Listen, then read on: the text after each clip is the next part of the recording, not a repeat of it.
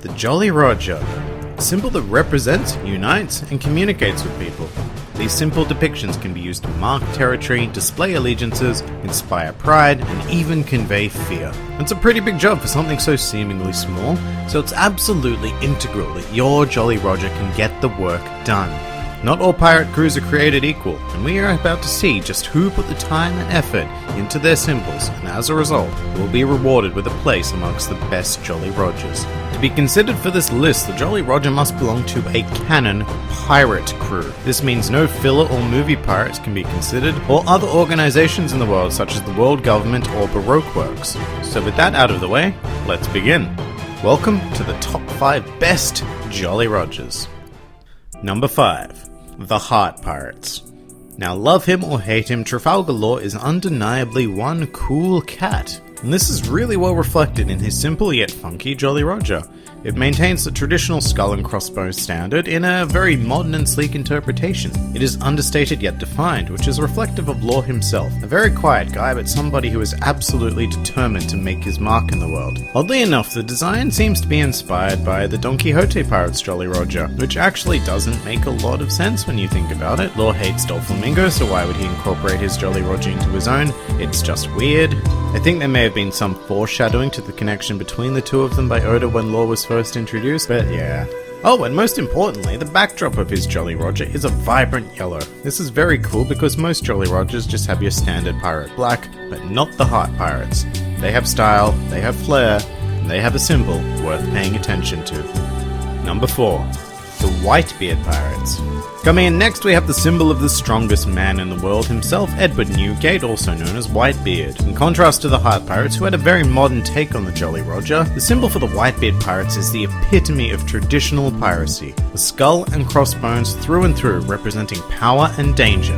It does break with tradition slightly by rotating the well-used diagonal crossbones into more of a plus sign-like shape, but this only adds to the representation of power. The solid plus sign shape combined with the unusual thickness of the bones creates a very sturdy image, rather than the anarchy conveyed in a lot of Jolly Rogers. And at the center of this power is the face of Whitebeard himself, smiling like a demon. This Jolly Roger very effectively conveys his legendary strength. And interestingly enough, this was not the original design for Whitebeard's Jolly Roger. When it was first seen in the series, there was a kanji in place of the crossbones. The kanji reads as Ban, which can roughly translate into power, so the symbolism of power was even more obvious in this original design. Unfortunately, as you can see, the kanji looks very similar to a swastika, and Oda was pressured to change it.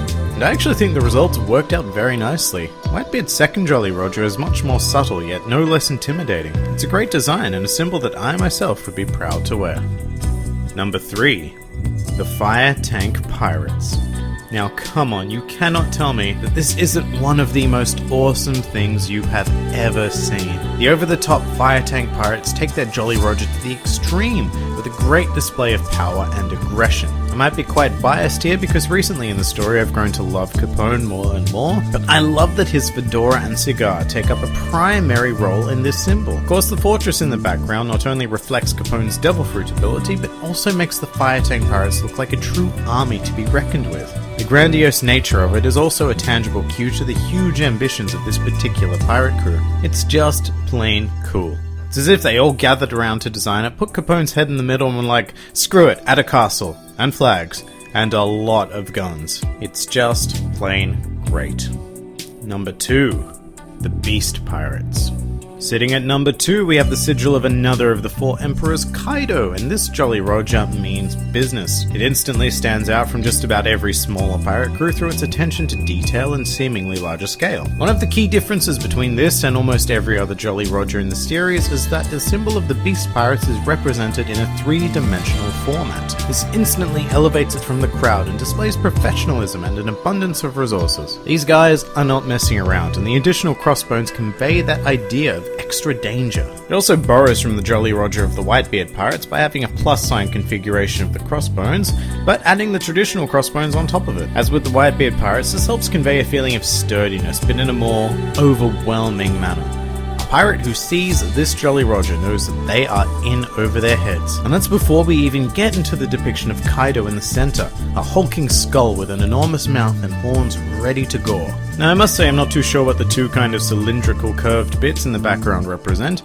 It will probably become clear once we get to know more about the Beast Pirates, but they do greatly assist the image in terms of making the super thin bones look a lot more supported. In any case, this is easily one of the best Jolly Rogers in the series so far, second only to number 1, the Arlong Pirates.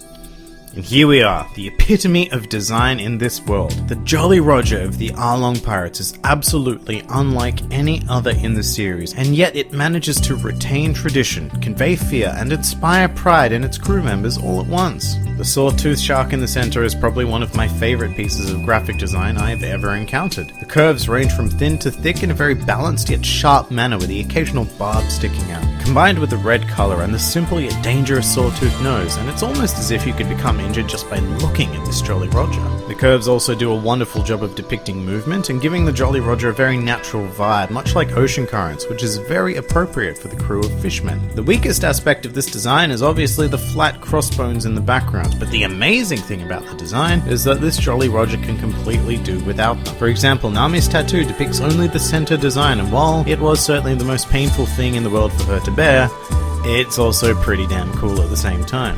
But in flag form, even the crossbones do serve a purpose, I suppose. They help to balance and contrast the deep blood red, and without them, the sawtooth shark design may be somewhat lost in the black.